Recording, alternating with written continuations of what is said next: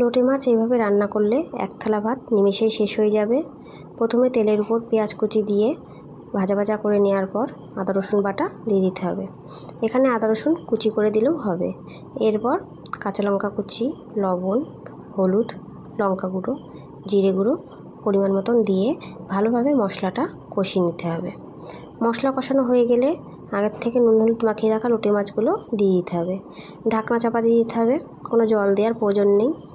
এরপর লোটে মাছ থেকেই জল বেরোবে আর ওতেই মাছগুলো সিদ্ধ হয়ে আসবে। এরপর একটি হাতা বা খুন্তির সাহায্যে লোটে মাছগুলো ঘেঁটে দিতে হবে।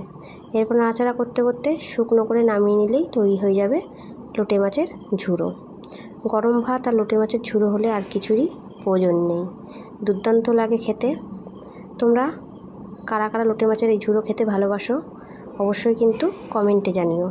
একটু টমেটো আর ধনেপাতা কুচি দিলেও এর স্বাদ বহুগুণ বেড়ে যায়।